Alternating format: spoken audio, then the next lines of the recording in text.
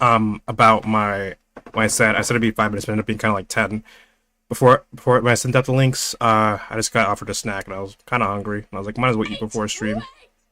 Ignore that bad clip. I'm trying to make sure the audio is coming through, like always, through my YouTube phone, because that is the crudest way, I guess. I'm like, might as well. About my Okay, so this is part two. Obviously, if you missed my reading of the first article in my word, or I guess I could call it my words white. Yeah, I can go back and read that either after this or before this. I mean, the Bible will still be up on YouTube. My words blue, Making Magic, June 23rd, 2025. Mark Rosewater. Welcome, welcome. This is the magic color blue. 5 weeks ago, Mark Rosewater, the author of Making Magic, began a 5-column series called My Words, which he hopes to complete this year. He is allowing each color a full article to talk with you all directly to allow us the opportunity to explain our philosophy. This series, based on a similar series on Mark's podcast Drive to Work, you can find those episodes here. I hope you will find those episodes in today's articles informative. Very, very archetypical of Mark's blue characterization. I believe every person is born as a blank slate, what Aristotle referred to as the tabula rasa. Tabula rasa. The core idea of this is that individuals are born free of any mental content. You are who you are, what you can be, what you can do. That is all left to potential. Who you will become is shaped by many things: the people you interact with, the knowledge you learn, the experiences you have, and the tools and technologies to which you have access. But more important than any of those things is your own internal drive. The person who you become will be driven by who you want to be. This is the core of what I believe. Sorry, it's opening chat here. I doubt anyone's going to chat, but tools and technologies. There are a lot of ramifications that come from this idea. First, if you want to become the best version of yourself, that requires a lot of knowledge. Throughout your life, you'll be making a myriad of choices that dictate who you'll become. How do you make the right choices each time? You arm yourself with the necessary information to make those choices. This means education is key. I believe that a person's foremost goal should be learn as much as they can as early as they can. The idiom knowledge is power has a lot of truth in it. So, as always, I might spend less time. Actually, you know what? I'm probably going to spend just as much time reading these cards. So, Mark has like these little pictures of galleries of 5 cards. And I do love how they're kind of like in the shape of like how you might hold them in your hand. It's something I try to recreate my own videos, but I ended up not doing as often just because it blocks the wording in the art. I try to make that very clear. But so usually Mark is picking these cards based on what he's talking about. Right now he's talking about the importance of knowledge and why blue values knowledge. And I think I do love this article so far because it's already addressing the fact that it's like, why does blue care about knowledge? Because a lot of people just think of like blue as like the smarty pants color. This wants to be smart. But blue is like a coherent philosophy. It's working towards a goal. And it's not just like nerd emoji, finger raised, actually. But, and because of this also helps show that blue is not inherently smart. Blue wants to be smart and it values knowledge. So in that sense, someone who's blue is probably more likely to be smart. But saying a blue character is inherently a smart character is kind of like saying a black aligned character is inherently a powerful character. Knowledge and power are things that these color philosophies want, but it's not something that they necessarily inherently have. Body of knowledge. 3 generic, 2 blue. Creature avatar. Body of knowledge's power and toughness are equal to the number of cards in your hand. You have no maximum hand size. Body of knowledge is dealt damage. Whenever body of knowledge is dealt damage, draw that many cards. So of course, Mark is talking about the importance of knowledge. He picks a card called Body of Knowledge, which is an avatar that's literally embodying a body of knowledge. Its toughness and power equals the amount of your cards in your hand. So in Magic the Gathering, your hand, library, and graveyard can represent a variety of things depending on the situation. But they do have things that they usually represent by default. And usually the idea is that your hand represents the spells that you know, like, off the top of your head at the moment.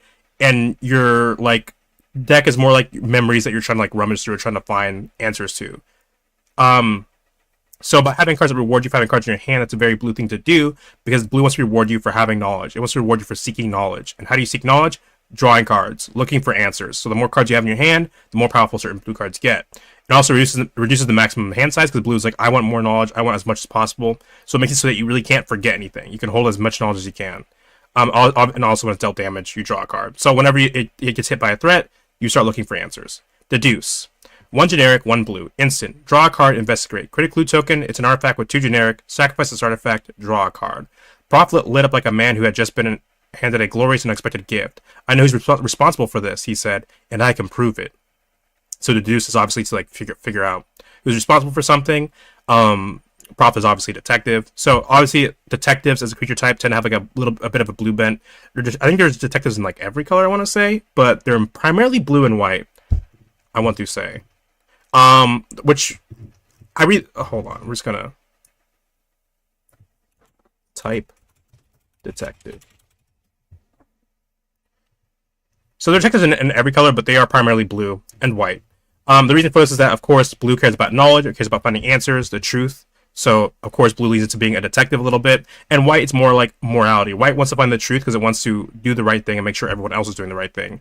And it wants to, stop crime, stop the people doing bad things. So, of course, it makes sense that most detectives are blue, along blue and white.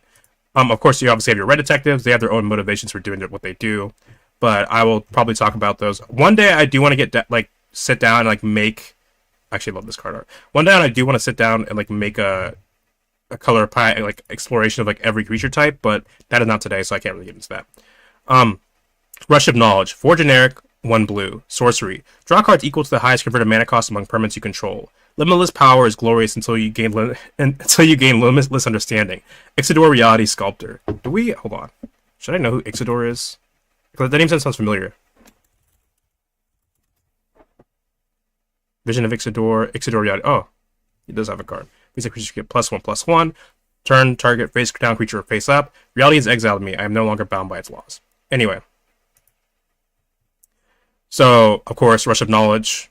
Blue is all power is great, but you also want as much knowledge as you can get. And there's a bit of irony here where it's someone basically fucking you over by giving you a bunch of understanding. Maybe too much for your brain to handle, but it makes sense for a blue kind of trap because blue is going to want to tempt you with knowledge if it is trying to get you to do something. Yeah. So obviously, knowledge, deduce, all these literally have knowledge in the name except for deduce. It deduces to find something out. Thirst for Knowledge. 2 generic, 1 blue. Instant. Draw 3 cards, then discard 2 cards unless you discard an artifact card. Knowledge is the universal currency of the multiverse. It is power. It is freedom. It is possibility itself. So this is a very blue quote, in my opinion. The idea of how important knowledge is and how knowledge can allow you to craft yourself and reshape yourself. Of course, from Tezzeret, who is usually depicted as blue-black, but lately is colorless because he is mostly artifact now. Once again, card draw to represent knowledge. So this one lets you draw a card now, and then you can draw a card later with Investigate. This one lets you draw a card equal to, your theory, your biggest mana cost, which is usually going to be represented a power. Typically, in Magic the Gathering, the more mana something costs, the more powerful it is. The idea is that the more you get something powerful in the field, then it gives you a lot of knowledge. And Thirst for Knowledge, it lets you basically filter knowledge. So you can draw 3 cards, and then you discard 2. So I'm trying to think of. So there's literally drawing cards, but also card advantage. And card advantage is how many cards are you actually getting in total. So you draw 3 cards, plus you're spending this card. You draw the cards, you spend this card, and discard 2 cards. So if you don't discard an artifact, or you just go even, so you're just looking for different answers. But if you discard an artifact card, you're up 2 cards, so you're getting more knowledge. So the idea basically sitting there thinking about what's important, what's not important, getting rid of whatever's not important at the moment. Virtue of Knowledge. 4 generic, 1 blue. Enchantment. Vantress Visions. 1 generic, 1 blue. Instant Adventure. Copy target activated or triggered ability you control. You may choose new targets for the copy. The actual enchantment itself has, if a permanent entering the battlefield causes a triggered ability of a permanent you control to trigger, that ability triggers an additional time. So something I've talked about in the past previously, and I say I didn't just base what I say on what people like Mark Roser talk about, and it's the idea that blue's all about understanding the world around us. See, blue's all about knowledge. It's all about understanding, and with that comes the idea that hey, if I understand something well enough, I can recreate it, I can copy it, I can control it. So that's where the idea of where blue blue gets the idea of copying creatures and abilities and just any permanent in general, and also being able to take control of certain things. Ironically, blue being having this emphasis on controlling things makes a lot of sense in a weird way, because blue believes in free will, and because blue believes in free will, that means you can get people to do certain things. If you believe that there is no free will, there's no point in really being that manipulative, because everyone's going to do a certain thing anyway, no matter what you do. So I just think it's a very interesting dichotomy. Let me explain it like this. Let's say you're interested in driving to a vacation destination. How can you have the best vacation? Well, you'll want to do research first. First, figure out how far you're willing to drive. Determine the driving radius, then create a list of all the potential vacation sites. Rank them through some objective means, then study the top candidates. Ultimately, pick the one that best matches your interests. Yes, this will take work, but it will increase the chances that you will have the optimal vacation. So this is also a good example of also like there's like this idea that blue is like emotionless.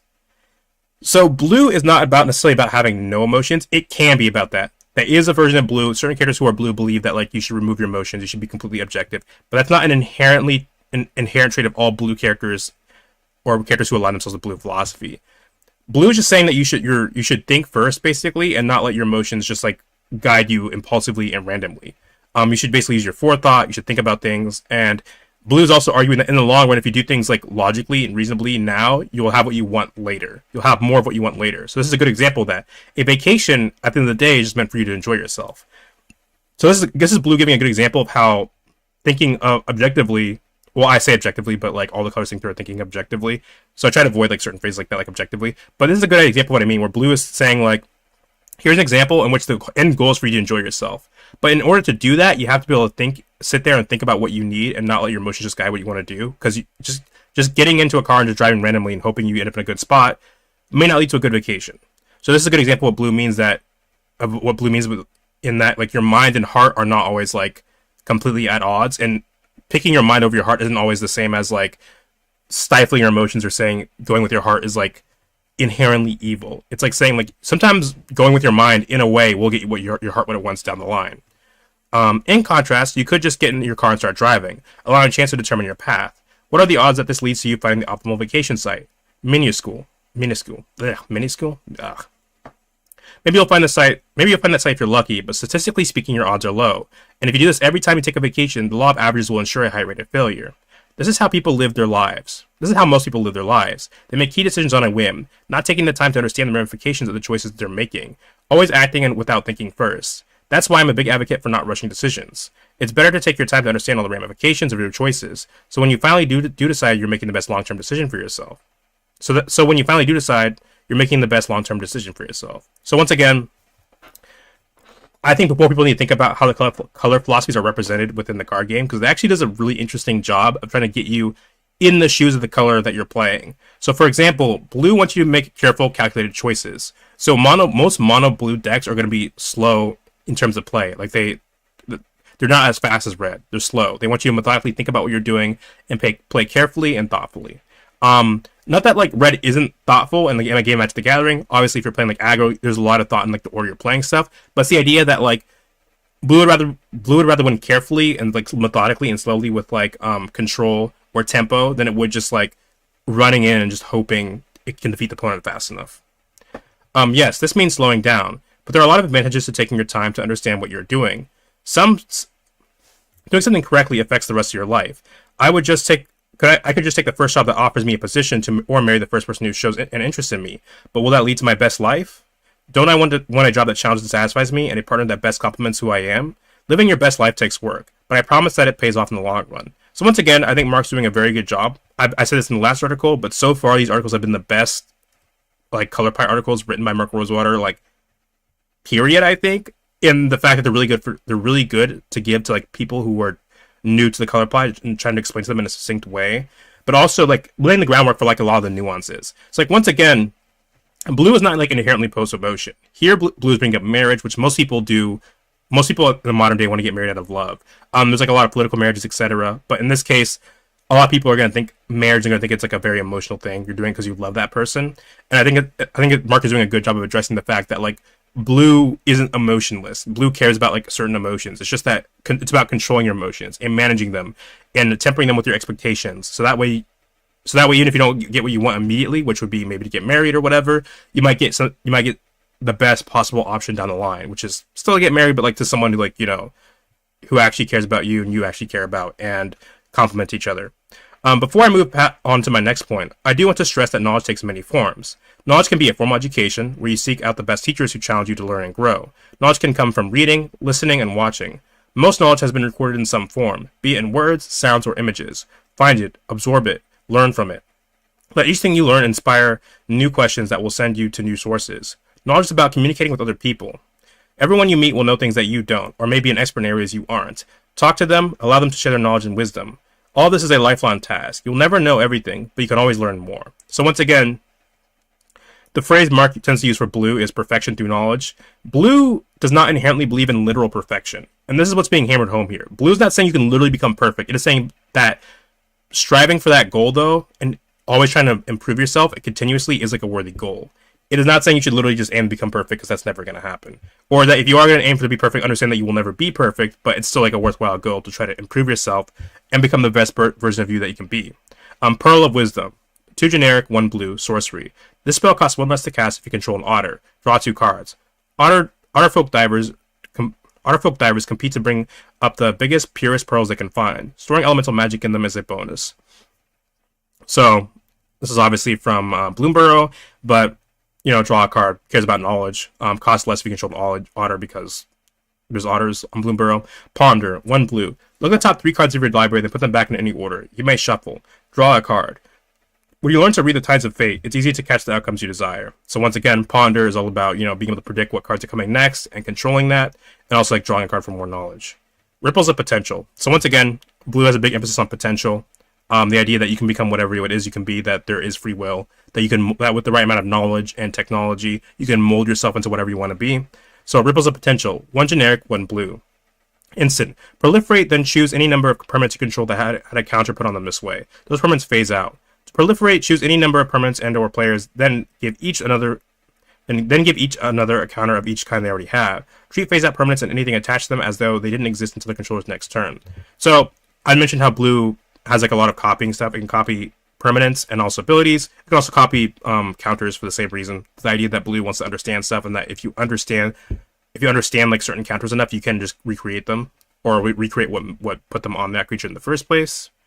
And phasing out because, I don't know, blue's like tricky and has like all kinds of evasion, and the idea of like focusing on using like outwitting your opponent, you know, messing with illusions, their perception of what is and isn't there, stuff like that. Sage of the Unknowable. 1 generic, 1 blue. Creature, human, wizard. Add 1 colorless. Spend this mana only to cast a colorless spell or activate an ability. Someday we will walk the blind eternities and see the truths that lie beyond the stifling veil of reality. When does this card come out? Because like is that an Alara card? Sage of the Unknowable. It's kind of like a weird quote for like someone before like Omen Paths were a thing. Because like, don't get me wrong, people definitely there are specific characters that knew the Blind Eternities like before the Omen Paths, just wasn't many of them. Modern Horizons 3. Okay, I thought it was like that was the Alara symbol. I'm just going mad. So one thing blue also gets a lot is like adding colorless mana, or adding mana that can only be spent on instant sorceries or artifacts. And the idea behind that is that blue cares about like artifacts. So blue believes that anything can be changed, right? So where green might like lean heavily into nature and the idea that certain things can't be changed or shouldn't be changed, blue leans heavily into like things like technology, because those can be used to change the world around you and improve certain things. So because of that, blue as a color cares a lot about like artifacts and can add like colorless mana to spend on artifacts and stuff. It also cares a lot about instants and sorceries, because the idea that blue wants you're playing Magic the Gathering, you're playing as a wizard, a planeswalker, etc. So blue caring a lot about like instants and sorceries is the idea that blue, like if you're blue, you want to understand Magic as much as possible. You're researching it, so that way blue has rewards for you playing like raw Magic and understanding how Magic works. Which is also why blue gets counter spells. It's the idea that blue understands Magic so well that you can spend like 15 gazillion mana on like some super giga lightning bolt shit, and blue is like, oh, well, I spent 3 mana because I researched Magic, and I know that can like if I hit this point in the spell, it just goes away. Split decision. 1 generic, 1 blue. I do love this art like split decision. 1 generic, 1 blue. Instant. Will of the Council. Choose target's instant or sorcery spell. Starting with you, each player votes for denial or duplication. If denial gets more votes, counter the spell. If duplication gets more votes or the vote is tied, copy the spell. You may choose new targets for the copy. So I was just talking about like blue's relation to like raw Magic and understanding Magic itself. And here you can see that with the idea of like copying spells, being able to counter spells, manipulate spells, all that weird shit. So it's important for a person to prioritize gaining knowledge. But you also want to undergo as many experiences as you can. It's one thing to know something, but it's a different thing to experience it. You can read endless books on chemistry, but you won't really understand it until you get into a laboratory and start doing your own experiments. So once again, I think it's a very underrated part of potentially this article, but how people view blue. Is that a lot of people think blue is just kind of like a nerd that wants to sit at home all day and do nothing. And that can be blue, but there can also be other colors too for different reasons. And blue is not saying that you should like never have experiences or that you should only read. Blue is all about gaining knowledge, and however you do that, you should do it, basically. Um, if your quest is to become the best version of yourself, you'll need these lived experiences. This is partly to understand what you enjoy and what interests you, but also to understand what you dislike and what you don't want to pursue. Nothing will give you a sense of newness like experience. What else should you consider? Technology and tools are very important. There are many things that are beyond our capabilities, but that doesn't mean you're unable to learn them. It just means you might need help. Let's say you open a book and the words are blurry. Do you give up reading? No. You get glasses. Tools and technology allow you to access things you normally couldn't, further your education, and increase the opportunities available to you. This means that it's important to understand which tools and technologies are available, and that is an ever-changing list as technology adapts and people invent new things. So this is the reason why Blue cares about artifacts.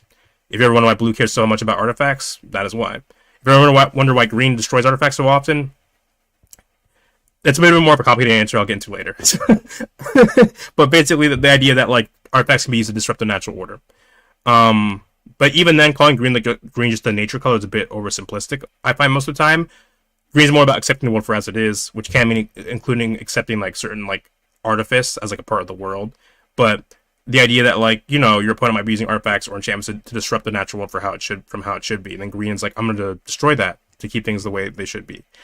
How do we create a world where everyone is free to reach their own potential? The answer again is knowledge. We must create the tools that allow knowledge to be collected and shared. We must create the means by which we teach people knowledge. We also must prioritize creating all the various tools that will enable each of those two endeavors. This is a complex task. Combat research, 1 blue. Enchantment aura. Enchant creature. Enchanted creature has whenever this creature deals combat damage to a player, draw a card. As long as enchanted creature is legendary, it gets +1/+1 and has ward. 1 generic. So once again, combat research. Blue cares about research. So you're learning by trial and error, by literally engaging in combat. When a creature deals damage to a player, you learn from that. You're like, oh, that worked, so you draw a card. If the creature's legendary, it gets a buff and also gets ward. And once again, ward's just like the same reason blue gets hexproof and counter spells. The idea that it can understand magic so well, it can basically like set up wards or various forms of protection against all kinds of magic. Mystical teachings, 3 generic, 1 blue. Instant. Search your library for an instant card or a card with flash. Reveal it, put it into your hand, then shuffle. Flashback, 5 generic, 1 black. So once again, teaching, education, the idea that you're looking for like a specific spell in your library, just cares about knowledge. Black also gets a lot of like tutoring. Honestly, I think it makes more flavor sense for blue to get more tutoring, but I think Mark has gone on record saying that like, well, it's in early days of Magic we didn't have everything quite hammered out, so Black got a lot of tutoring, even though it didn't, and like mana production, even though it doesn't make a lot of sense. So some of the stuff the colors get are just kind of holdovers from that. That's not to say they're completely flavorless or they have no reason for getting that. It's just like there's some things you look at Magic like, it's kind of weird that if you understand the philosophy of this color getting that, probably should. This other color should probably get it more. The other reason blue probably doesn't get tutoring as often or has more restricted tutoring is just because it already draws like a ton of cards. So being able to draw a ton of cards and tutor might be a little much sometimes. Tutor for whatever you want. So it is what it is. Replication technique, 4 generic, 1 blue. So I could talk I could talk like a good hour about like how the Strixhaven color pie, like how the Strixhaven represents certain colors and color conflicts. But again, for another time. Replication technique, 4 generic, 1 blue. Sorcery, demonstrate. When you cast a spell, you may copy it.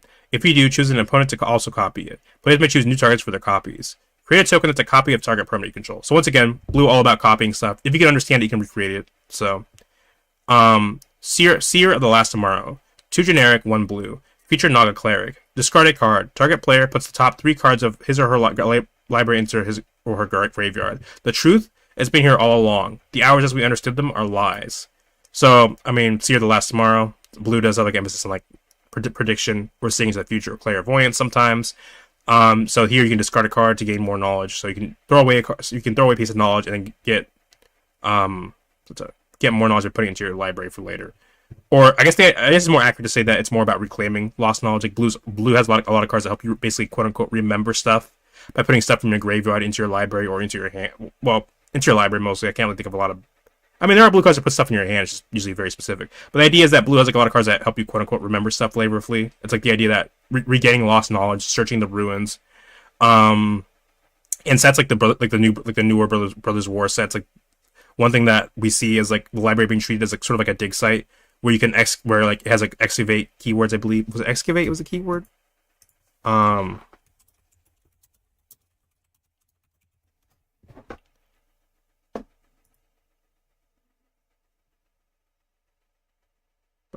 What set were you in? Sorry, Brothers War. So there was a keyword. It was on a legendary band creature like Urza's Mentor.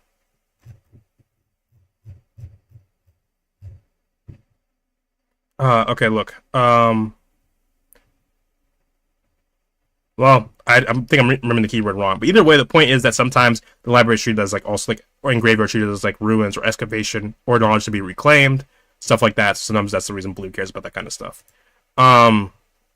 Opportunity, 4 generic, 2 blue, instant. Target player draws 4 cards. I mean, just caring about knowledge, classic. Draw cards, get more answers in your hand. Opportunity isn't something you can wait for; it's something you create. First and foremost, we must instill in the populace a comprehensive understanding of our goals. For people to find their potential, we must teach them that such a thing exists. This idea has to be one of the first things we teach children. You can be whoever you want to be. We then must explain that such a thing requires a lot of work, but that the payoff for that work is enormous. The greatest reward in life is living up to your own potential. So once again, blue focusing like a lot on education and like instilling certain ideas. Because of the fact that, you know, people can make free choices, which means if they can make choices, it means you can affect those choices basically. And in the same way that you can mold yourself, you can mold other people to an extent. Next, we need to have an amazing educational system that strives to help individuals reach their goals. This will start with a core curriculum that spells out all the different key decisions they will have to make, along with the various possibilities of those decisions. I gotta stop repeating myself like that. We will then create tools for the necessary research. We need to have depositories of knowledge that are deep and accessible. Once we have that, we have it to educate everyone on what tools exist and how best to use them to access that information. This will also require tools that help people learn what they can and wish to pursue. For example, we want to have resources for a person to study chemistry, but we also need the means for each person to learn about what chemistry is, so that they can understand if it is an area they wish to explore more. So, once again, a lot of some exploration and knowledge here. Academy Lore Master, 2 blue. Creature, Human, Wizard. At the beginning of each player's draw step, that player may draw an additional card. If they do, spells they cast this turn cost 2 more to cast. So you can draw an additional card, but things cost more because you spent time researching. As a young student, she duded the shelves of Tolaria's great library. Now she writes the books that line them. Homerid Explorer, 3 generic, 1 blue. Creature, Homerid Scout. When Homerid Explorer enters the battlefield, target player puts the top 4 cards of their library into the graveyard. Homerid spread northward from Sarpadia as the climate cooled, raiding coastal settlements for supplies. Time of Ice. So, Explorer, obviously, the point of Explorer is to go out and look for stuff, to discover stuff, so that emphasis on finding new knowledge. But also, here we have like our first example of a blue card milling. And blue, once again, is a very interesting point because each color has like a certain things they emphasize or care about, and because of that, it affects how they approach combat or certain problems. So in the case of blue cares about knowledge. If knowledge is so powerful, then how do you fight an enemy? Well, obviously you deprive them of knowledge, because the more knowledge you deprive them of, the less they can do about you. So blue often does this by being able to be unblockable, being able to sneak in, but also being able to mill cards and stuff. Being able to mess with their memory, make them forget stuff, so that they have less knowledge that they can use on you. Mask of Schemes. I kind of forgot that New Capenna Sphinx demon had a mask. Mask of Schemes. 2 generic, 1 blue. Artifact equipment. Whenever a quick creature deals combat damage to a player, it connives X, where X is the amount of damage it dealt to that player. Draw X cards and discard X cards. Sorry, my nose is getting a little stuffy. Put a +1/+1 on that counter for each non-land card discarded this way. Equip 2 generic. So once again, it lets you basically search for stuff by discarding cards and then drawing cards. And then you get, the more you connive, the more you scheme, the more counters you get on something. Connive was part of the Obscura, the Obscura faction of New Capenna, and for just so you have a full reference of the context, the Obscura are specifically Esper. They're center blue, secondary white and black. So that does affect a bit of their color philosophy of the faction, but that's for another day.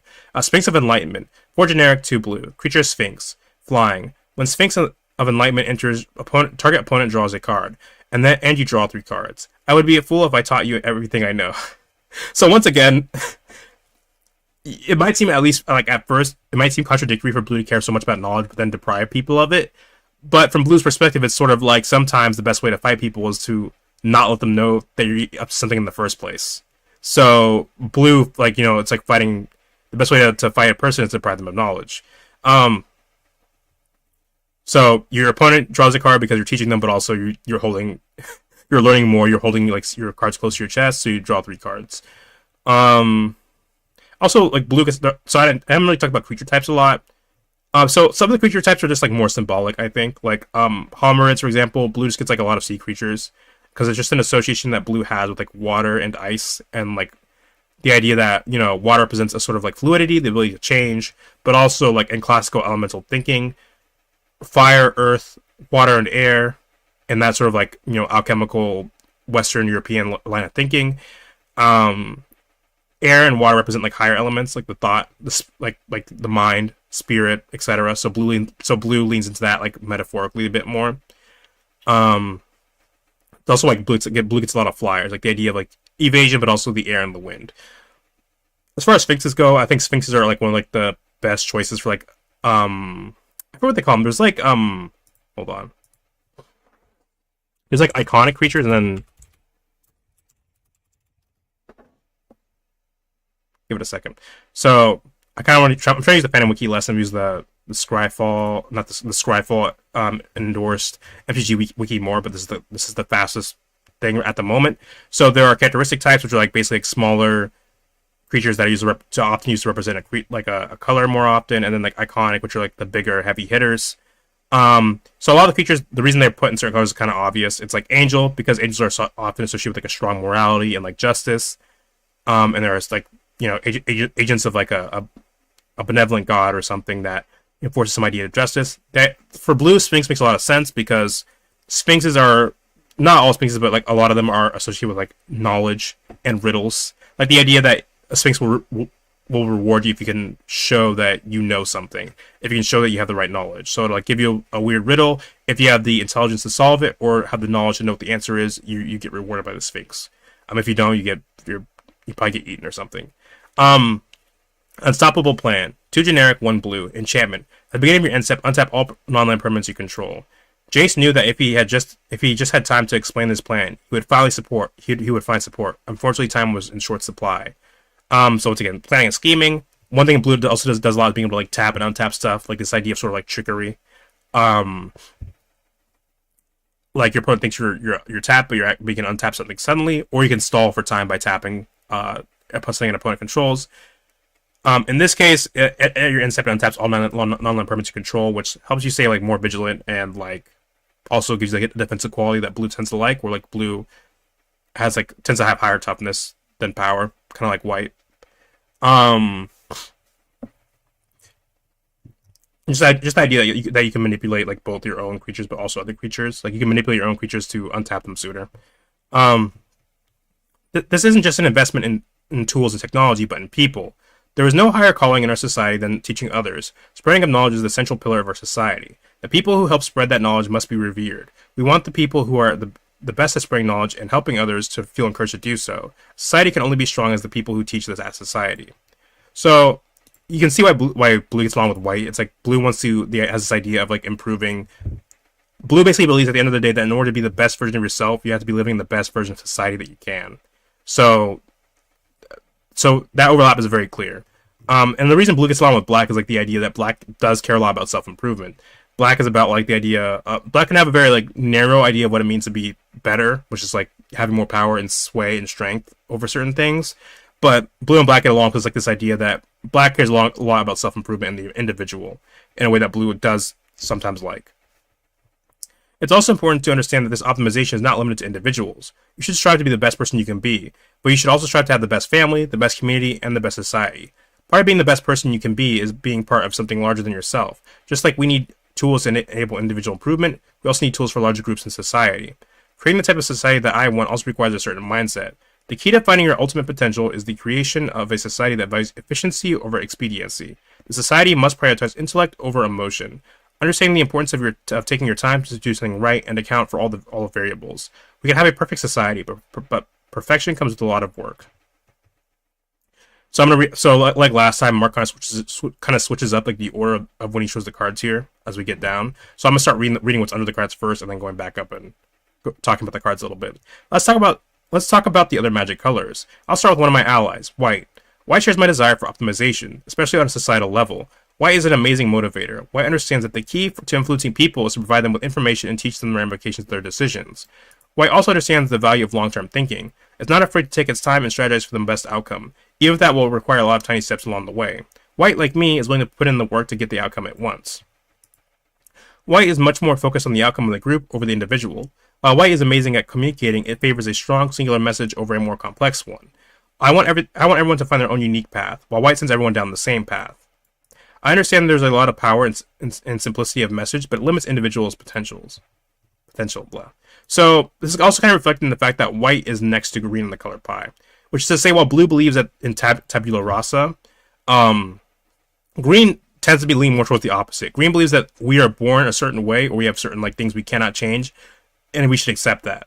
So white's kind of like between blue and green in that regard, and the fact that white's like, yeah, white believes that we can change certain things and we can be redeemed or control certain aspects. White also believes that there are certain things that they should just stay in their lane, basically. That this is your place in society, this is your place in nature, and you should live with that. Also, blue has a bigger emphasis on sort of questioning things and why things are the way, why things are the way they are. And while white is not saying you should never question things, white is more like some things are bad because they're bad. End of story. We know it's bad because we feel it's bad. So that's how we know it's bad. When blue might sit down and go okay, why is it bad? How many people let's crunch the numbers and try to figure out if it's less efficient or if it hurts people, etc., etc. That's my main gripe with White's approach. White is so focused on making an optimized society that it overlooks each individual's ability to shine. A big part of what makes society great is its ability to recognize that a combination of different skills can come together to make something greater than the sum of its parts. At times, you have to spend more resources on certain individuals than others. White is unwilling to do that. White's insistent on treating every individual the same comes at a cost. One I think constrains individuals and society. So Ajani, inspiring leader. 4 generic, 2 white. Legendary creature, legendary planeswalker Ajani. You gain +2. You gain 2 life. Put 2 +1/+1 counters up to 1 target creature. -3. Exile target creature. Its controller gains 2 life. -10 loyalty counters. Creatures you control gain flying and double strike until end of turn. Long Road Home. 1 generic, 1 white. Instant. Exile target creature. At the beginning of the next end step, return the creature to the battlefield under its owner's control, with a +1/+1 counter on it. The person who finishes a journey is rarely the same as the one who starts it. So here we actually have an interesting card because bouncing is being able to flicker and bounce creatures is something that blue also does a lot. Blue also I think has it can exile stuff and bring them back with +1/+1 counters and stuff. So that's actually something blue and white both overlap in. In the case of whites, I think it's more about the flavor of being able to protect your creatures, being able to bounce creatures back, and then hold on, sorry, I just gotta think about what I'm typing here. It's being able to being able to protect your creatures by bouncing them out of the way and then putting them back on the battlefield so they can continue their work.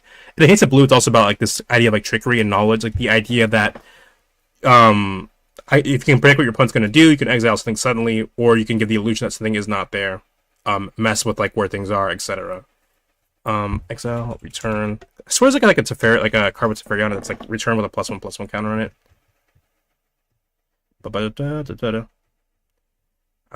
Essence Flush. Exile target creature you control, and return that card to the battlefield under its owner's control. If it's a spirit, put a +1/+1 counter on it. There is a blue card that's literally just like Long Road Home, except it's literally blue. It's literally just Long Road Home, except you pay 1 blue and a generic. It's not Planar Incision. I don't have time to look for it, but Planar Incision, exile target artifact or creature, then return to the battlefield under its owner's control with a +1/+1 counter on it. Resourceful Defense. 2 generic, 1 white. Whenever a permanent you control leaves the battlefield, if it had counters on it, put those counters on target permanent you control. Move any number of counters from target permanent you control to another target permanent you control.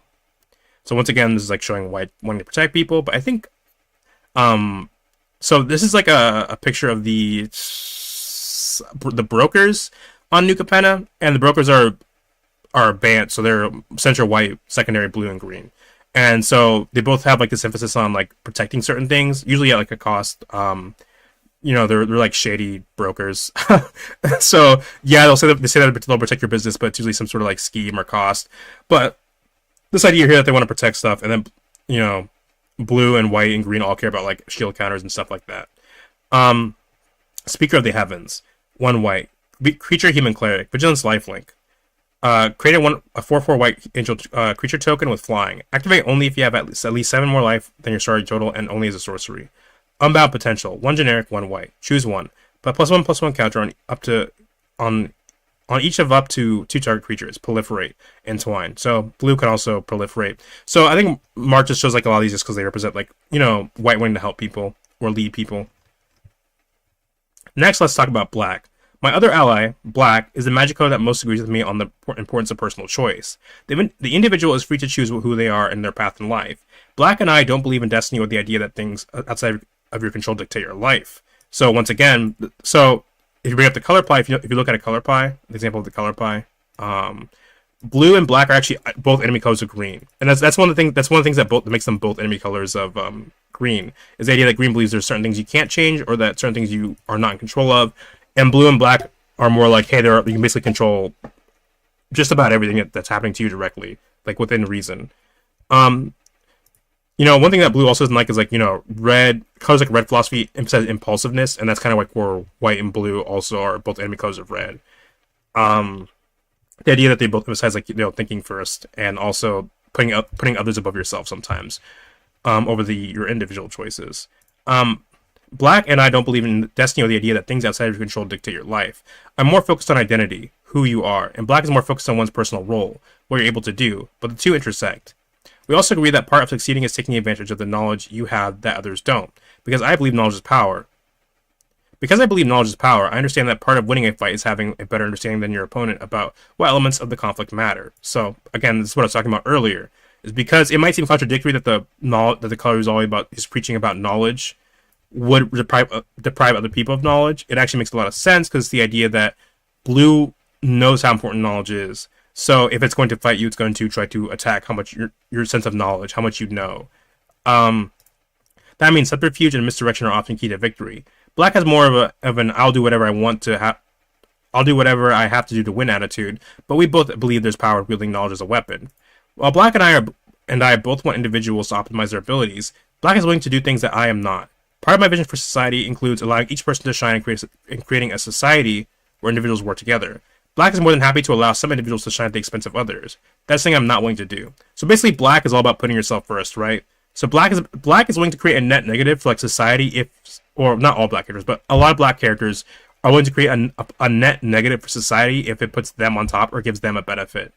That is something that blue is like way less likely to do. Blue wants like an overall net positive. So blue is not going to sacrifice like the good of society or the efficiencies of society just so it can like be in charge all the time. It might think it's the best one to be in charge, which is like a different thing, but you know. My biggest problem with black is their recklessness. Black's desire for power often encourages them to take risk, albeit calculated ones. Those can result in black not reaching its full potential and succumbing to its worst vices. So this is like emphasizing the fact that black is next to red on the color pie, and you know that's one thing that black and red agree on. So one thing that when you're looking at the color pie that you can consider is like what colors are next to each other and what colors are not. Which creates a very interesting dynamic. So, for example, blue is next to black, but black is next to red when blue is not next to red, which immediately tells us that blue and black disagree on certain things. So blue black disagree on certain things. Was the point I'm getting at? Because if they agree on all the same things, they just be the same color or have the same position on the pie, but they don't. And if you're ever wondering like, hey, what does black disagree on that blue? What do black and blue disagree on despite being ally colors? One of the best ways to do that is by looking at the colors they're next to. So, like, you know, blue's next to white, white's enemy color black, so that tells you a bit about where blue leans a little bit more towards white in a certain way that black may not always like. Also typing in MTG color pie. Anyway, there's the for dummies. I think it's from one of Mark Rosawar's articles.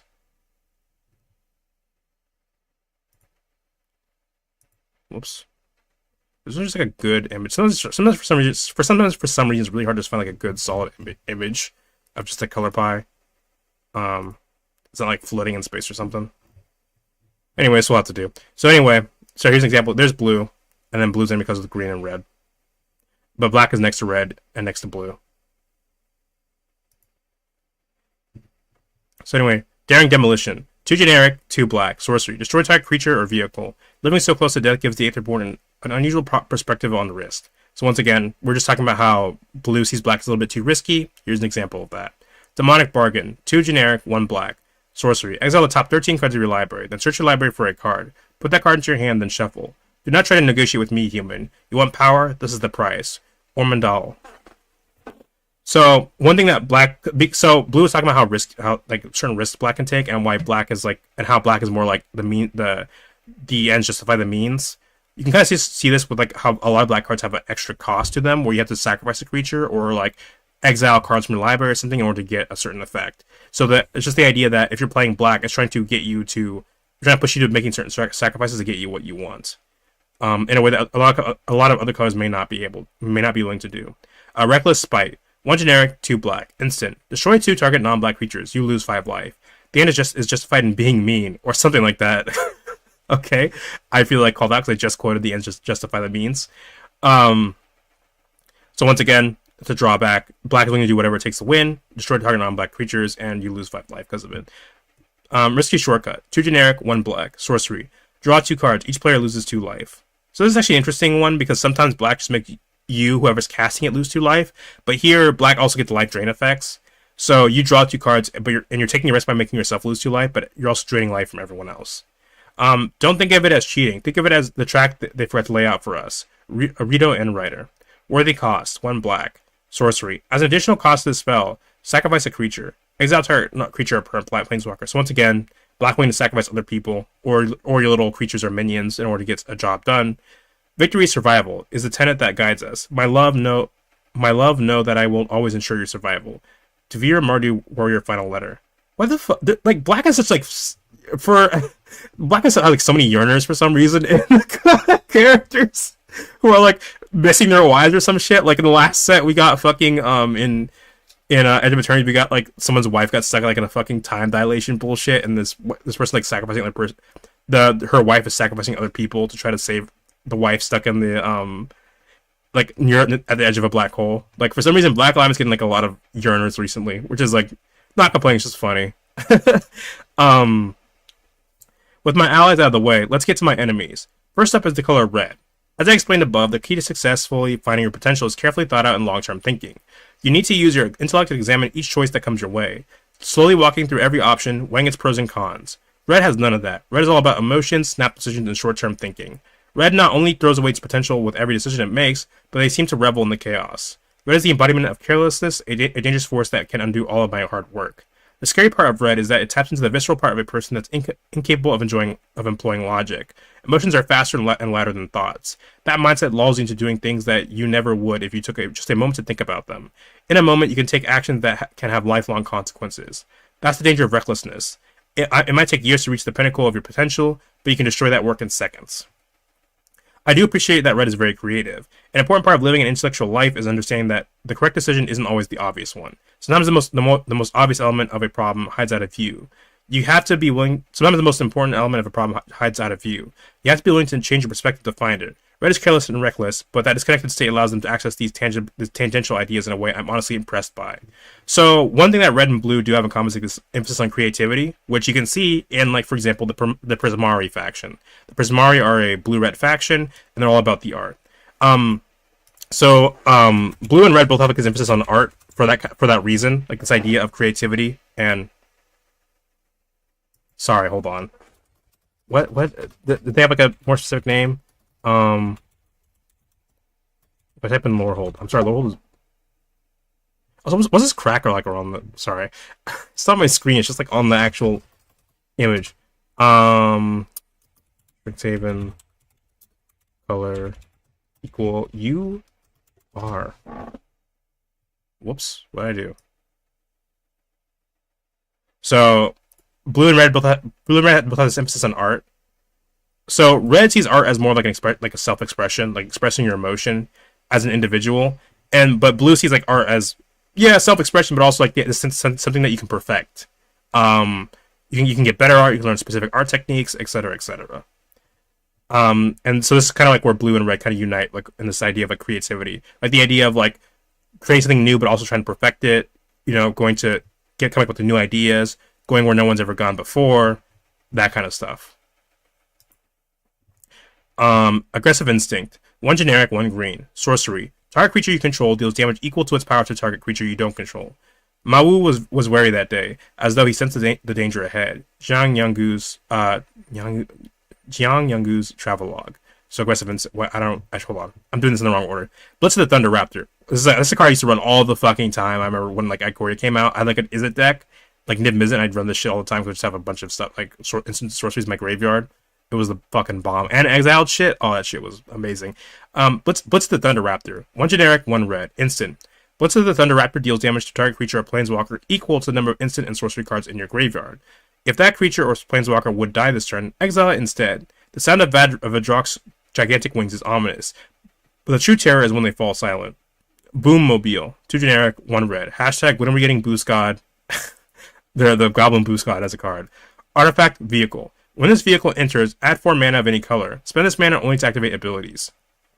Exhaust. Generic X, 2 generic, 1 red. This vehicle deals X damage to any target. Put a +1/+1 counter on this vehicle. Crew 2. So one thing red also gets is like, green and red both have ways of producing mana, but red is usually short-term mana that like, it's like in a burst that disappears if you don't spend it, which is like a representation of like, red being very emotional and leaning into emotion, the idea that you might feel like a burst of energy or burst of emotion in that moment. But also that red is also a very in the moment color. So like where blue and green might want to like sometimes save their resources for later, red's like, hey, I usually want you to spend these now as fast as possible because you might not have these later anyway. So you should spend these now. Flurry of Horns. 4 generic, 1 red. Sorcery. Create 2/3 red Minotaur creature tokens with haste. Also red gets haste. Obviously it represents like strong emotion. Like red just wants to go in. Like red's like, I want to attack, I'm going to attack, no matter how weird or sick I feel. Colors like blue don't get haste because they want to, be more methodical. Don't just want to run in without a plan. And Minotaur does not distinguish between human, satyr, and triton. They are all meat. Triton is like the merfolk on Theros, right?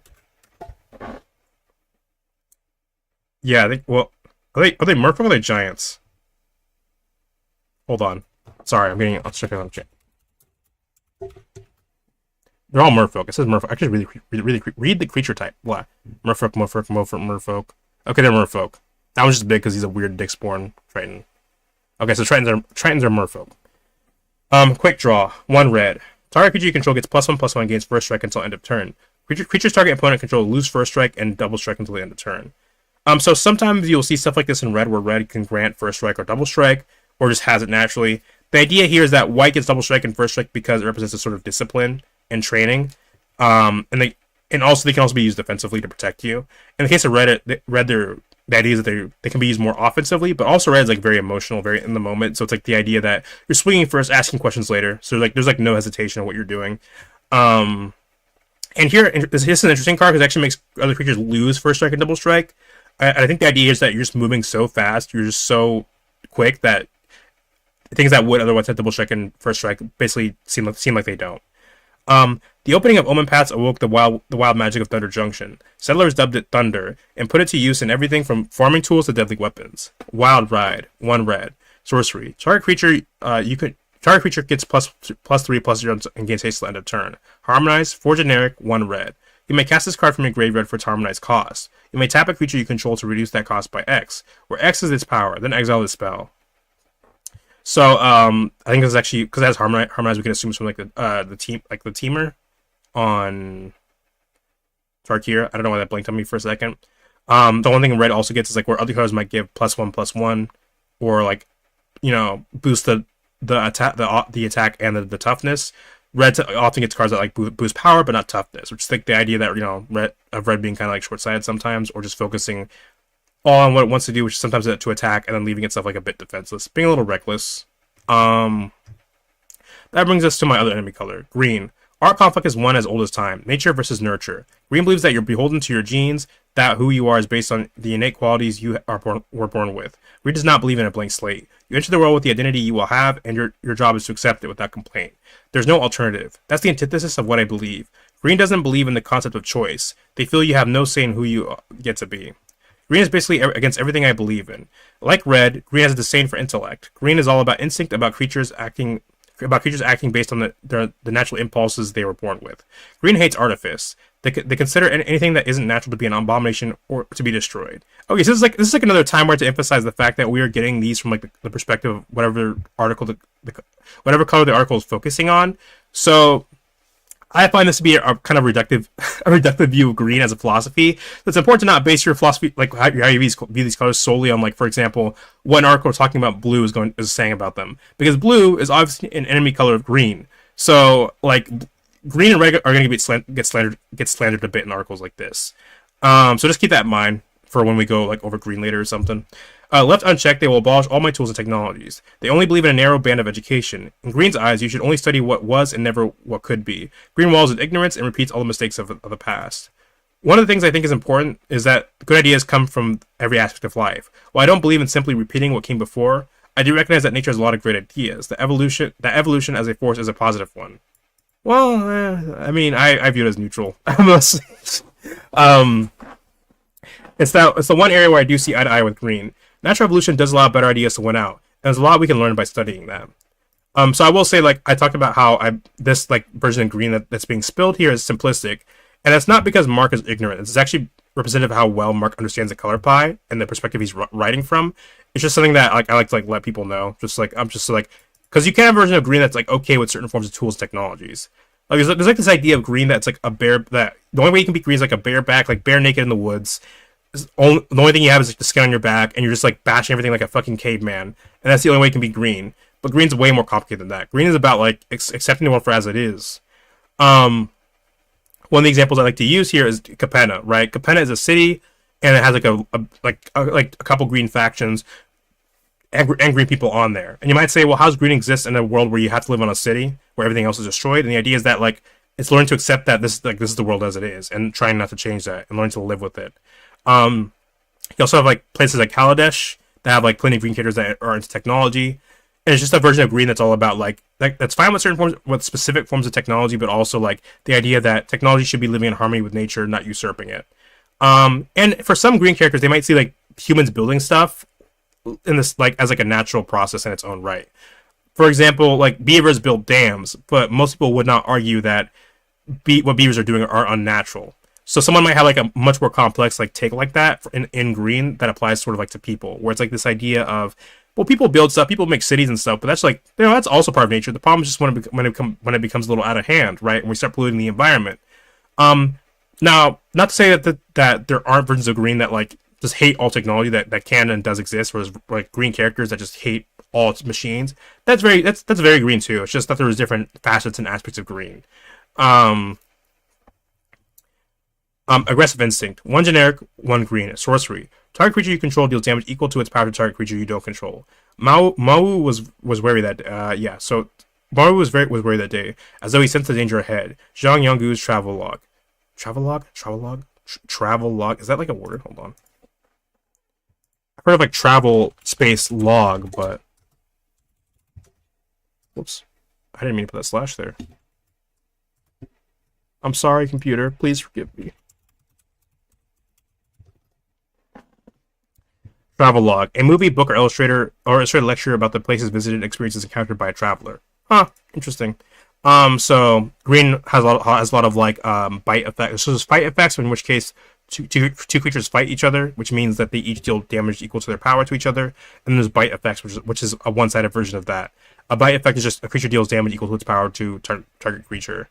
Obviously in Green, this usually represents like, you know, using what your mama gave you, in a sense. Like you're just fighting with your teeth and claws. You're dealing damage based not on like some sort of like weird magic spell, or like firing lightning, or using a machine to shoot people. You're saying, hey, attack that guy, and then you attack that guy.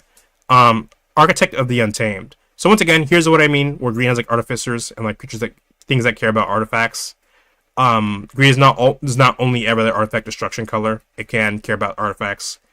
Architect of the Untamed. 2 generic, 1 green. Creature, elf, artificer, druid. Landfall. Whenever land you control enters, you get 1 energy. An energy counter. Pay 8 energy. Create a 6/6 colorless beast artifact creature token. Next to her designs, life seemed a pale imitation. Might of the Old Ways. 1 generic, 1 green. Target creature gets +2/+2 until end of turn. Coven. Then if you control 3 or more creatures with different powers, draw a card. Brimming with power from their disrupted ritual, the Dawnheart which is lashed out at the werewolf intruders. So once again, blue talked about it a little bit earlier, but green has like a big emphasis on like tradition and looking to the past to figure out like your place in the world. And here we have like that emphasis on like, you know, might of the old ways. So basically, like for example, if you want to figure out why bears are important to the ecosystem, one thing you might do is look at like records explaining what bears have done previously and how they influence the ecosystem when there's more bears or less bears. And that tells you what bears do now. And in the same way, you can look at tradition and say, okay, traditionally, I, as an X person of X group, did this, so this is what I should be doing. Return to nature. 1 generic, 1 green. Instant. Choose 1. Destroy target artifact, destroy target enchantment, exile target card from a graveyard. Long after the magic wore off, the mice still dreamed of glorious galloping. Tales of the Fate. That's so fucking sad. Damn. Poor mice. But anyway, the return to nature, obviously, green returning something to its natural state, its default state.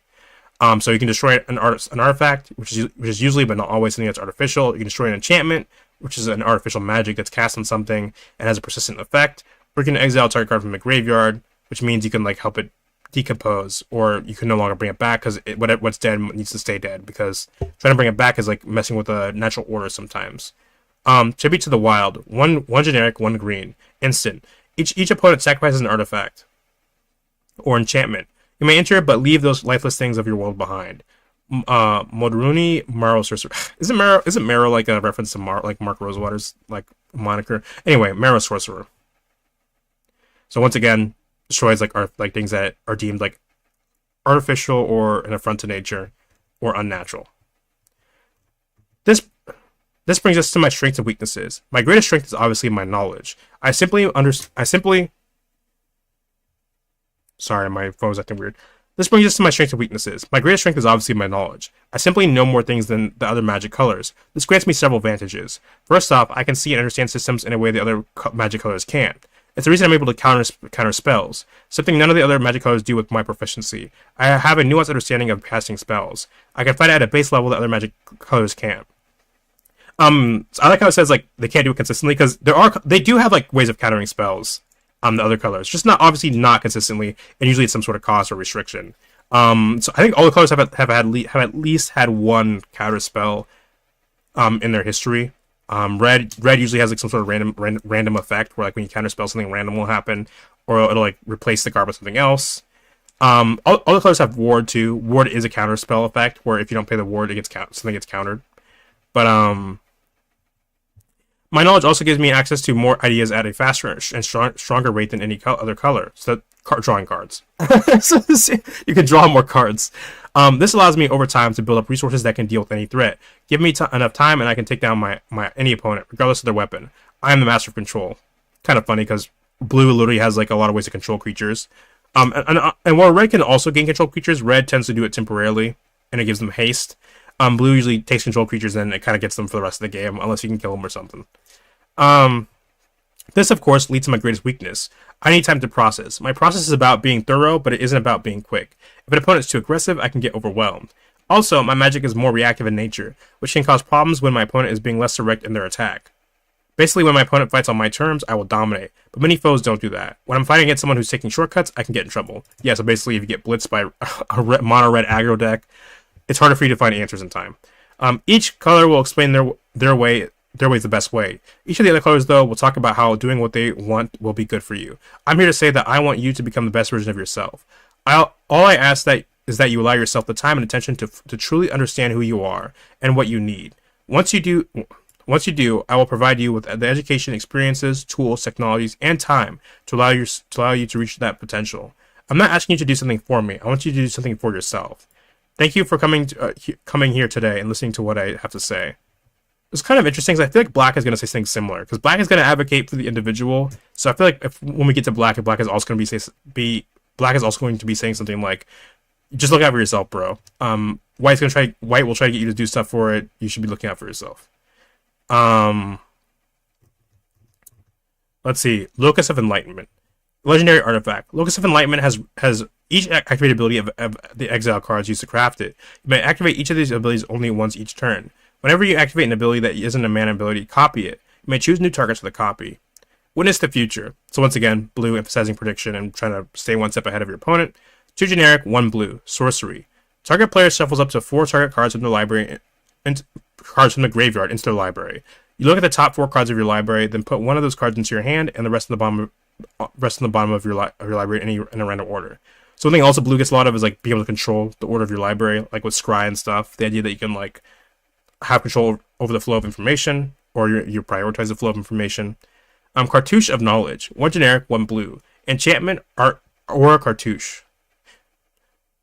Enchant creature you control. When Cartouche of Knowledge enters, draw a card. Enchanted creature gets +1/+1 and has flying. Cartouches Chronicle initiates achievements in the trials. I'm surprised that's not also an artifact, like artifact enchantment. I wonder if that's like a flavor thing they specifically actively chose not to do, or if it's just because like they couldn't fit like artifact enchantment or a cartouche, because that is a lot. And so I know that sometimes happens. Where they're like, yeah, we would put it in if we could, but the type line's already really long, so we can't do that. Scholars of the Ages. 5 generic, 2 blue. Creature, human, wizard. When Scholar of the Ages enters the battlefield, return to 2 target instant and/or sorcery cards from your graveyard to your hand. I study the past to find hope for the future. So once again, this idea of the graveyard being like a metaphor for like the past and being able to like reclaim or recall stuff to use for future endeavors. Ingenious Mastery.